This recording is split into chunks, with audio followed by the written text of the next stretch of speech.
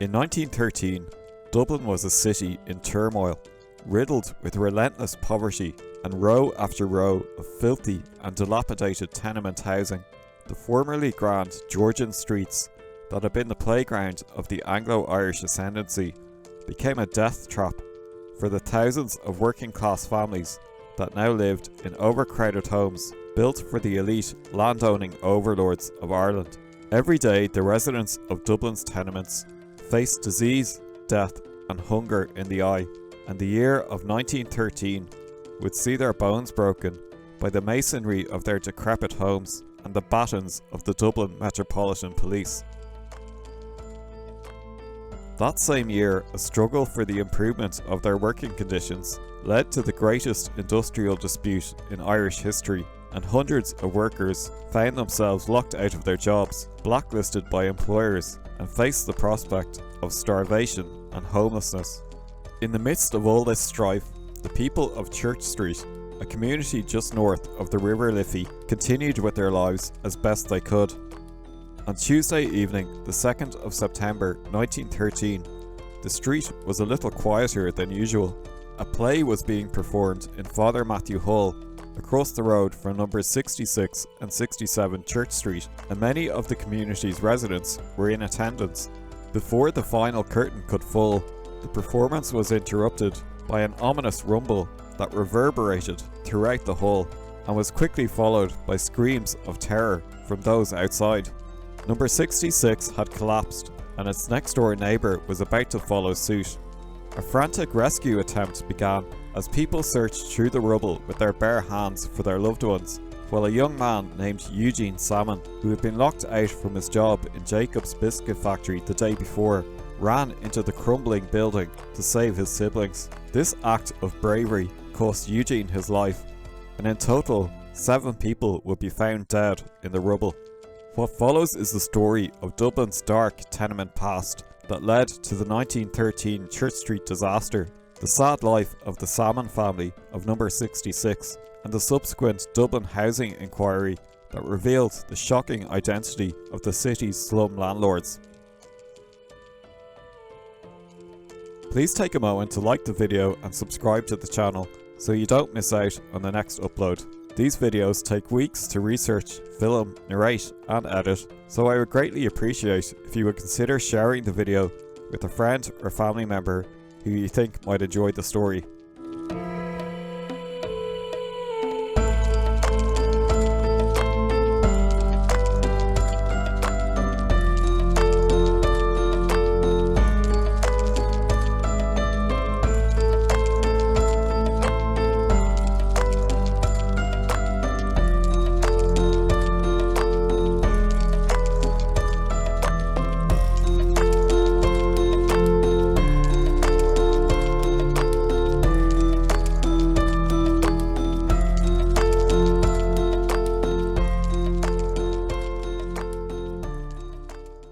Dublin was once a city whose grand residential developments were admired throughout Europe. Henrietta Street, Rutland Square and Fitzwilliam Square, to name but a few, were home to an elite class of powerful Protestant landowning families who controlled vast estates across the island of Ireland. At the pinnacle of these stylish townhouses were mansions owned by the most senior of the nobility class, such as Kildare House, that was home to the Duke of Kildare, and the impressive Powerscourt townhouse, owned by the Viscount Powerscourt. Prior to 1801, Ireland, although under the control of the English monarch, had remained a separate kingdom that had a personal union with England. This meant that the King or Queen of England was also the King or Queen of Ireland, but it also meant that Ireland had its own parliament, separate to Westminster. This parliament, consisting of a House of Commons and a House of Lords, sat in the world's first purpose-built bicameral Parliament House on College Green. The Irish Parliament of this period was a deeply prejudiced institution that overwhelmingly represented the interests of the ruling classes and excluded by law the right of Catholics to be elected to Parliament. It sought to perpetuate the hierarchy of the minority Anglo Irish Ascendency, while a series of penal laws persecuted the majority Catholic population.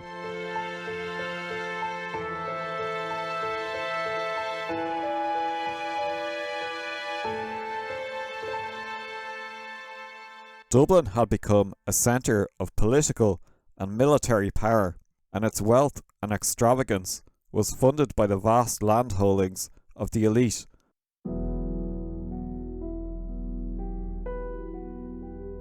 This period of grandeur during the Georgian era was captured by artist James Moulton in the 1790s in his beautiful series A Picturesque and Descriptive View of the City of Dublin. A set of 25 prints recorded the grand architecture of Trinity College, the Royal Exchange, the Four Courts, the Custom House, and many others.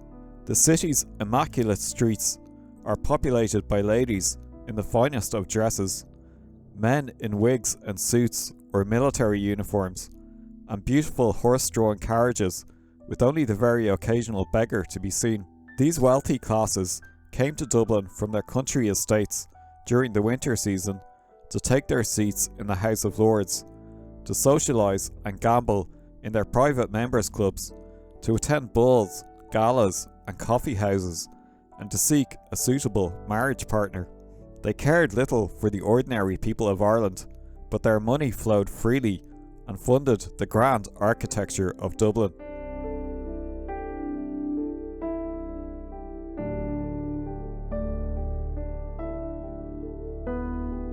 An enormous shift of power occurred, however, in 1800 and 1801, when the Kingdom of Ireland and the Kingdom of Great Britain were merged into one by the Act of Union to create the United Kingdom of Great Britain and Ireland. As part of the Act, the Irish Parliament in College Green was abolished, and Ireland's affairs would instead be decided in London. Following the Act, the Anglo Irish Ascendency found that they no longer needed their fine Dublin homes, as the party had moved to London, and a slow exodus began as the nobility and merchants disposed of their townhouses and left the city centre behind.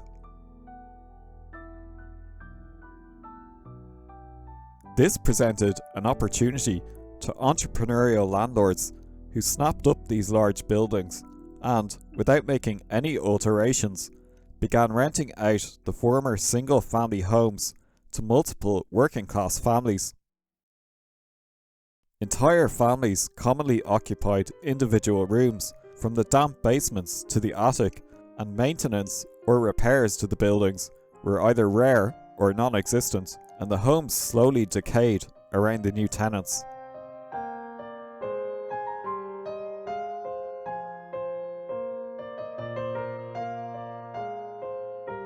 By the mid-1800s, the situation had deteriorated as thousands of people fled from the Irish countryside in an attempt to escape the ravages of the famine, and more Georgian townhouses became tenement dwellings. In the space of 60 years, Dublin had changed from a wealthy playground for the elite to a city in decline, and as conditions became increasingly cramped, it would soon be the most poverty-stricken city or town in the new United Kingdom.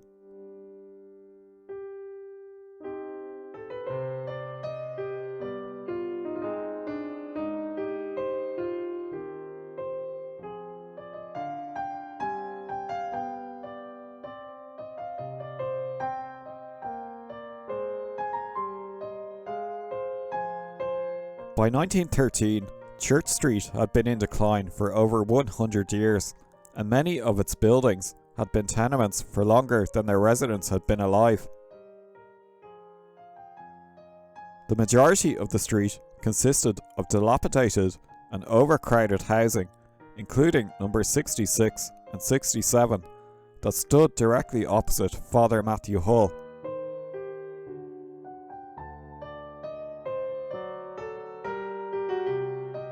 Hundreds of families lived on Church Street. Most residents worked as labourers, and some ran small shops on the ground floor of their tenement buildings.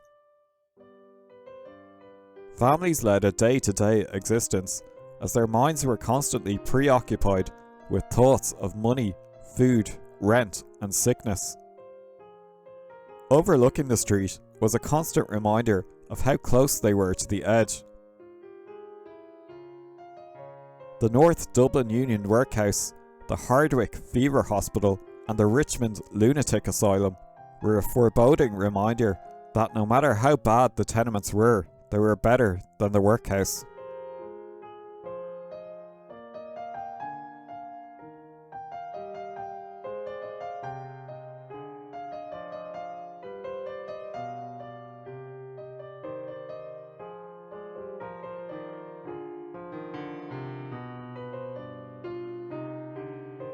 Number 66 was a 4-storey house built in the early 1800s and was home to 5 families and a total of 26 people, including John and Elizabeth Salmon and their children. The Salmon family lived on the ground floor of the building, where they ran a small shop selling used clothing. Number 66 and 67 were owned by Bridget Ryan, who had taken over the running of the tenement house from her husband following his death a few years before. Bridget Ryan lived in a building at the rear of numbers 66 and 67, where she ran a lime and sand business.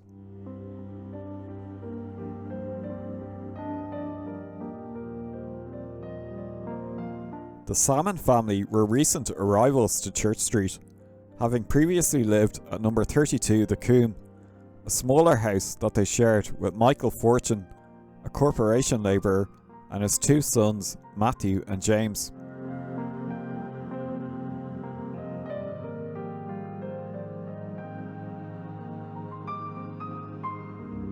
John and Elizabeth had married in 1896 in the Church of St. Nicholas of Myra on Francis Street. A teenaged Elizabeth, whose maiden name was Manning and was originally from Offaly, was living in the Coombe at the time and working as a factory girl, while John worked as a glass bottle blower and lived in number 6 Upper Bridge Street.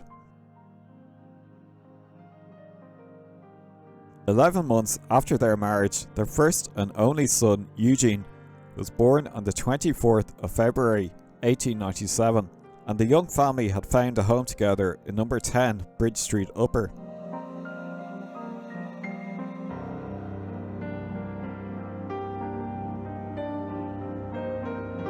The family do not appear on the 1901 census, so it is likely that they emigrated for a time, possibly to England, where John was born. In the meantime, they had at least 5 more children, and by 1911 they were back in Dublin and living in number 32 The Coombe with their 6 children named Eugene, Mary, Margaret, Christina, Elizabeth and Sarah. Elizabeth Sr. was soon to be expecting their 7th child, who would be named Josephine. Eugene, who was sometimes called Hugh, was 14 years old and was already working full-time in a factory as a box maker in the match factory on Hammond Lane to help support his family. When exactly the family made the move across the river to Church Street is unclear. Perhaps the rent was a little cheaper on Church Street, or maybe the building had just enough space for them to augment their income by selling clothes. Occupying the other floors of the house were the Shields, the Bensons, the Fitzpatricks and the Fagans.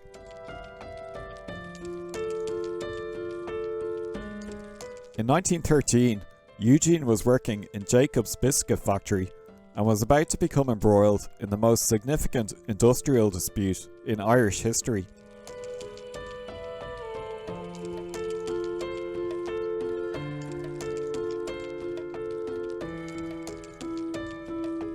Across the country, unskilled Irish workers were struggling to survive. Labourers found themselves at the mercy of employers who provided low pay, poor working conditions, and could hire and sack them on a whim. It seemed to most that there was little hope of their precarious working conditions improving, as the employers of the city held all the power. Trade unions had limited success in organising the workers of Dublin until James Larkin set his sights on the city. Larkin was a charismatic speaker and a dedicated trade unionist who understood the plight of the underpaid workers, as he himself had grown up in poverty in Liverpool and had been forced to work while still a child to support his family. He co-founded the Irish Labour Party with James Connolly and William O'Brien, and in 1909 was founder of the Irish Transport and General Workers Union, which represented both skilled and unskilled workers from a range of industries. He had great success in recruiting members to the ITGWU, and the union rapidly expanded throughout the city. Larkin, a hero to the working classes, was despised by employers such as William Martin Murphy, who were determined to block this new union and silence the voice of its electrifying leader. Murphy was a hugely successful and influential businessman who operated the Dublin Tramway Company, Cleary's department store, and the Irish Independent and Evening Herald newspapers. Along with 300 other employers, Murphy decided that any employee suspected of being a member of the ITGWU should be dismissed from their job and blacklisted from future employment. Soon, hundreds of workers found themselves out of a job as the Dublin lockout began in August 1913. Striking workers held rallies across the city as scab labourers were brought in to replace them. A meeting planned for the 31st of August on Sackville Street was banned by the authorities, but Larkin and his followers were determined for it to go ahead. As the meeting got underway and Larkin addressed the crowd from the balcony of William Murphy's own hotel, the Dublin Metropolitan Police baton charged the crowd, causing hundreds of injuries and the death of James Nolan and John Byrne.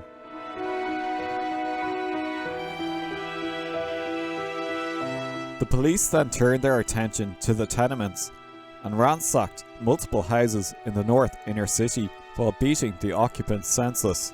Meanwhile, in Ringsend, the police then took the opportunity to launch an unprovoked attack on several elderly men.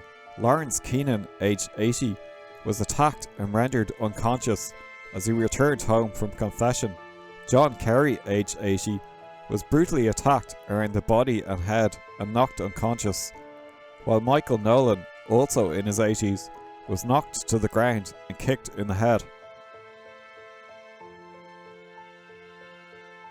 On the 1st of September, workers at Jacob's Biscuit Factory joined the fight when almost 1,000 workers downed their tools and went on strike. The management of Jacob's responded by shutting down the factory and locking out all workers. One of these workers was 17-year-old Eugene Salmon of 66 Church Street. The following evening, Eugene was at home with his family in Church Street. Typically, the street would have been a hive of activity, with children playing and people returning home after a long day's labour. This evening, however, was different, as across the road from number 66, a performance of the Colleen Bawn was taking place in Father Matthew Hall, in front of a full house, while a large congregation had gathered in St Mary of the Angels Capuchin Church.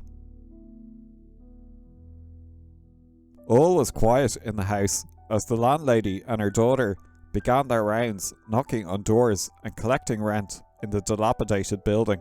The peace of the evening was about to be shattered when, at approximately 8:40 p.m, the first foreboding sounds of disaster were heard. 11-year-old Margaret Salmon was sitting on a bed in the family's rooms when, to her horror, a cracking and crumbling sound began to emanate from the fireplace. Within a few seconds, the chimney came crashing down and filled the room with a cloud of ash and dust. Margaret ran out into the hallway and screamed at the top of her soot-filled lungs, "This house is falling," and ran for the safety of the street. On hearing the girl's dreadful scream, the other residents of the house ran down the stairs and attempted to escape. Eugene immediately jumped into action. Grabbing his youngest sister, Josephine, he ran out of the building and brought her to safety across the road. He then turned and ran back into the creaking house and rescued two more of his sisters. As pieces of masonry and roof tile began to fall on Church Street, Eugene returned once more to number 66 and searched frantically for his sister Elizabeth. He took the terrified child in his arms and once more made for the front door. As his boots touched the cobblestones of Church Street and safety seemed assured, the death rattles of number 66 culminated in a hideous roar, and the building collapsed into the ground, instantly killing Eugene and Elizabeth Salmon.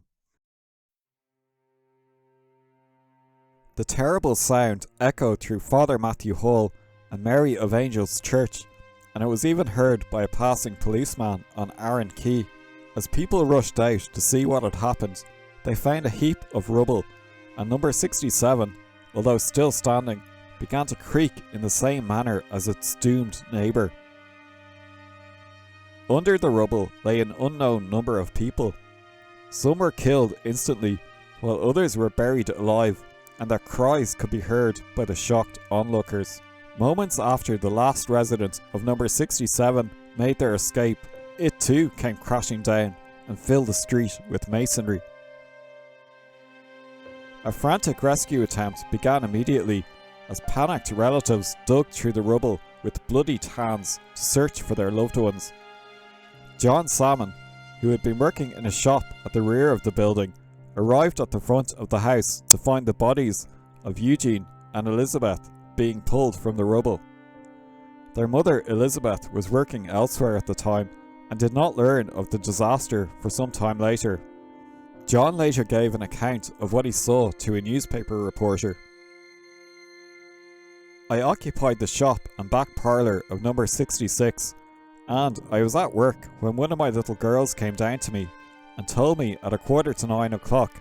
I came out of my work and ran up when I found the two houses had collapsed, and that my two children, Eugene and Elizabeth, had been picked up dead in the streets, but that my 5 other children were saved. My wife was out at work when it happened."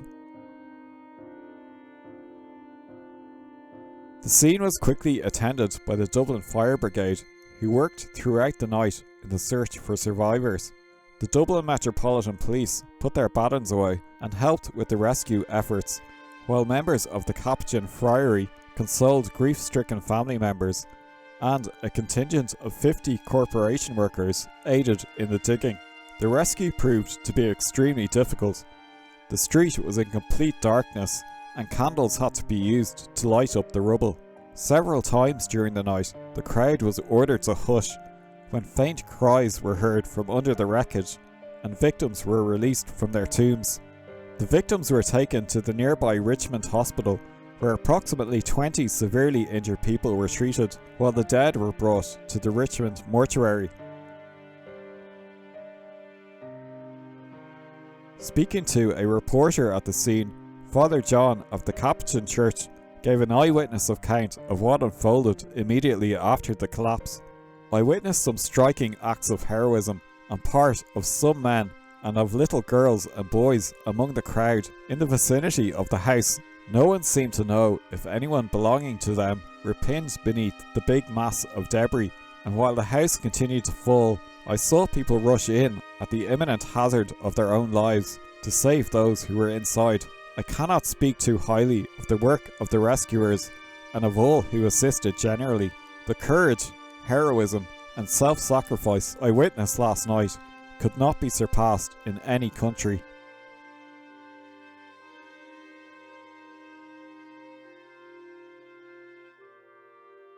The following morning, as the dust settled on Church Street, news of the disaster spread and crowds began to gather at the scene. In total, 7 people, all residents of number 66, were killed as they tried to escape the crumbling building.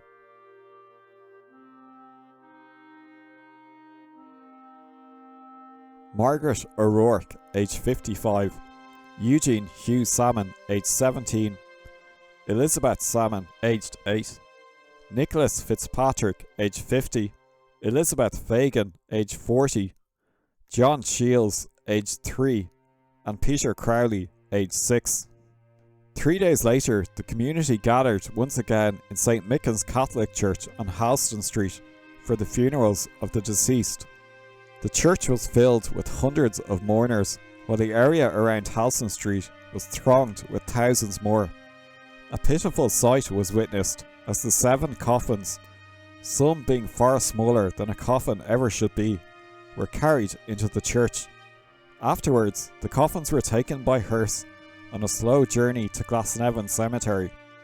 Moving down Halston Street through the silent crowd, the procession turned onto Mary's Lane and then to Church Street, where they slowly passed the scene of the disaster. Every curtain and blind in every window on the route was seen to be closed, while those who stood in silence at the side of the road lowered their heads as the procession passed. Following closely were John and Elizabeth Salmon on what seemed like the longest journey of their lives. Elizabeth was utterly distraught at the loss of her 2 children and was seen to struggle as the hearses approached and passed through the gates of Glasnevin Cemetery.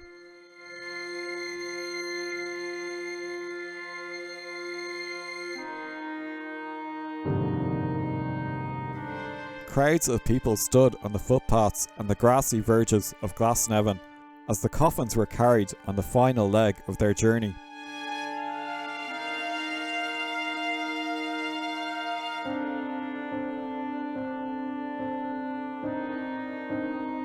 As Eugene was being lowered into the earth, Elizabeth was heard to cry the words, "My darling boy." She then made a desperate lurch forward and attempted to throw herself into the open grave, and had to be restrained from doing so, while all around her the families that once lived in 66 Church Street wept for their loved ones.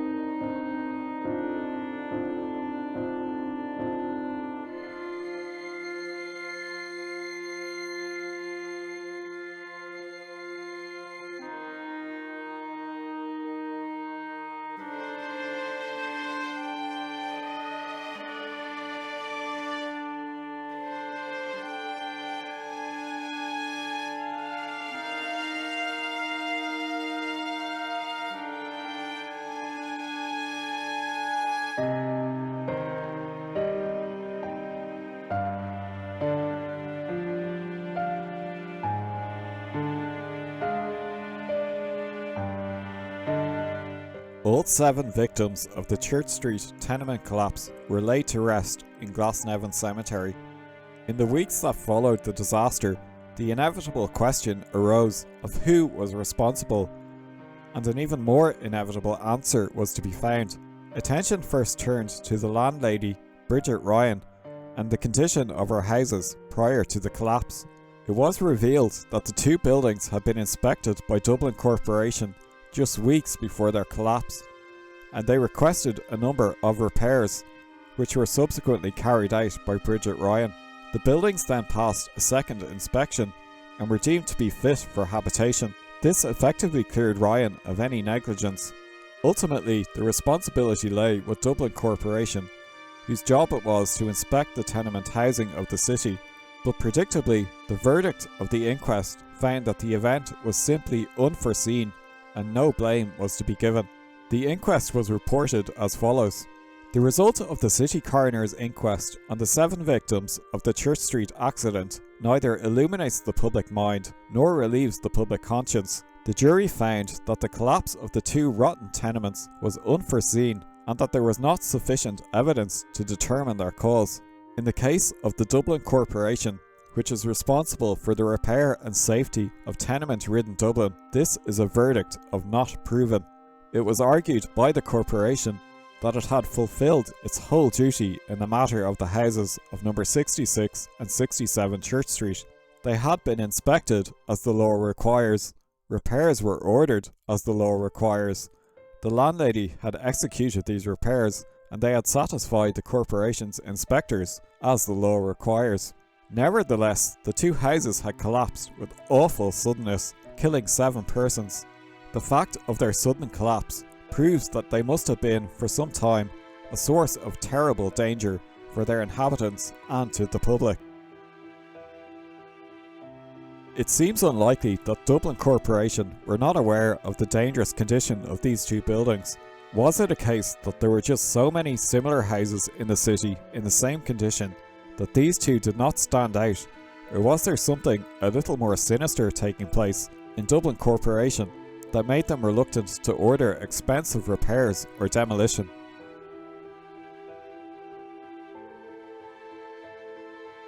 Immediately after the disaster, an extensive and detailed report was conducted by the local government board for Ireland, and its findings would highlight the conflict of interests that existed within Dublin Corporation, as well as some shocking statistics relating to the state of Dublin's tenements that exposed the level of deprivation compared to other cities in the United Kingdom. This report also included a series of amazing photographs taken by John Cook in 1913 of the decaying buildings, courtyards, laneways, and some of the people of the tenements of Dublin City.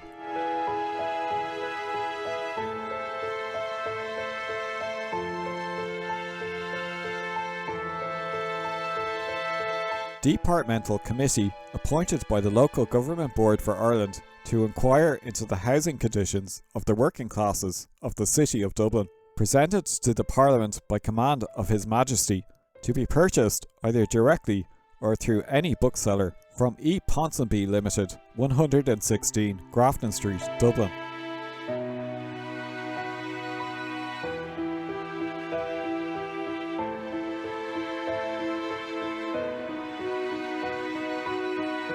The report, published in 1914, found that of a total population of 304,802 people, that 63% belonged to the working classes, and that 25,822 families, totaling 87,305 people, lived in 5,322 tenement houses, while many more occupied second and third class homes, such as those found in laneways and courtyards, and many of these homes were completely unfit for human habitation.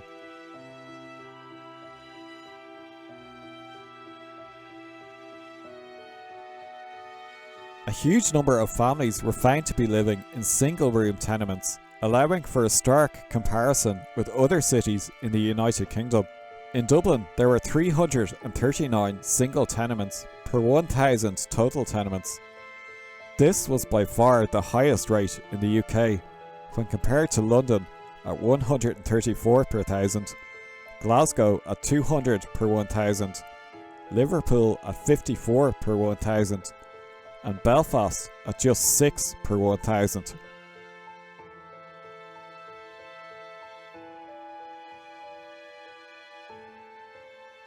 Once again, Dublin topped the league when it came to the average number of people living in one room, which is found to be 3.31 persons compared to 1.92 in London.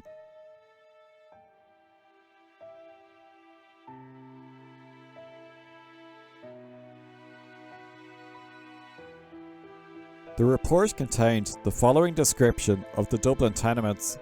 There are many tenement houses with 7 or 8 rooms that house a family in each room and contain a population of between 40 and 50 souls. We have visited one house that we found to be occupied by 98 persons, another by 74, and a third by 73. The entrance to all tenement houses is by a common door off either a street, lane or alley, and in most cases the door is never shut day or night. The passages and stairs are common, and all the rooms are open directly off the passages or landings.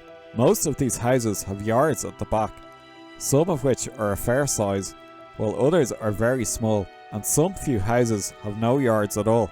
Generally, the only water of the house is furnished by a single water tap which is in the yard.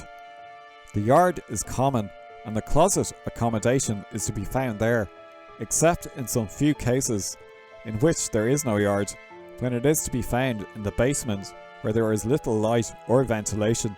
The closet accommodation is common, as the evidence shows, not only to the occupants of the house, but to anyone who likes to come in off the street, and is of course common to both sexes. The roofs of these tenement houses are as a rule bad.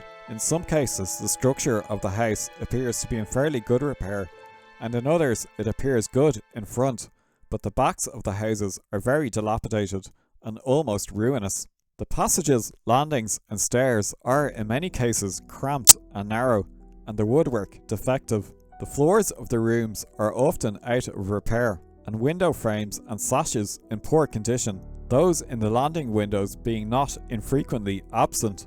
The fireplaces in the rooms are small open ones, unsuited for general use.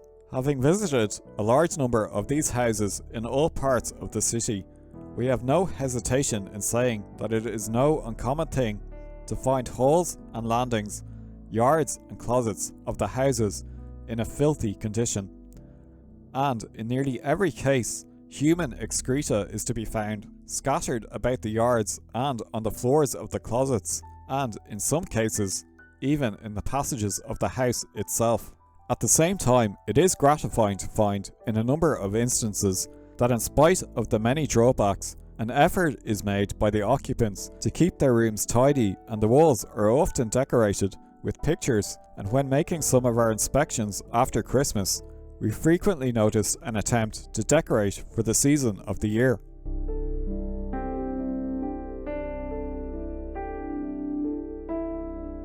The report also sought to find who the owners of these tenements were, and they came to the shocking realisation that 16 members of Dublin Corporation, the body responsible for inspecting the safety of these buildings, were themselves tenement landlords, highlighting a complete conflict of interest and perhaps explaining the lack of enforcement of health and sanitary regulations.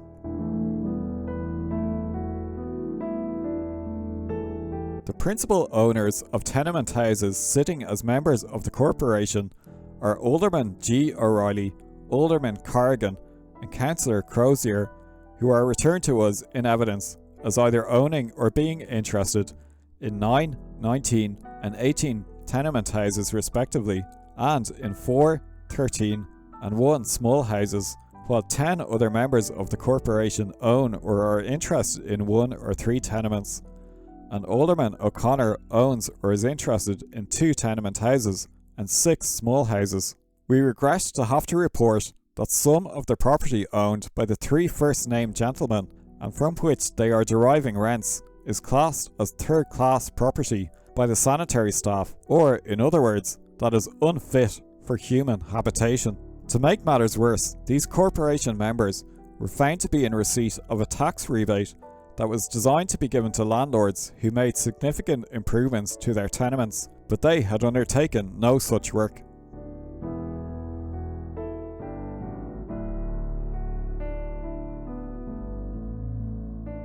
The report was a hugely significant document, as it laid bare just how dire the situation was in Dublin.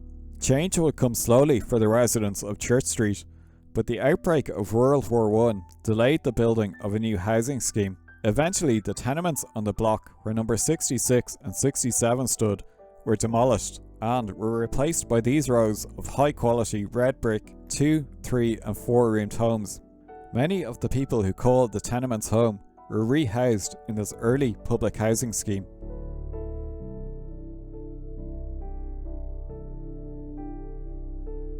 The 1913 lockout dragged on for several months after the Church Street collapse. The workers and their families experienced hardship and hunger through that winter, and their protests often ended in violence. Scab labour was imported from England and other parts of Ireland, and some of them were given guns to ensure they could carry out their stolen work. 16-year-old Alicia Brady, a worker at Jacob's Biscuit Factory who may have known Eugene, was a member of the ITGWU and was locked out of her job, was shot in the hand on Pearse Street by a strikebreaker. Alicia was making her way home after collecting a food parcel on the quays and died in hospital from her wounds a few days later.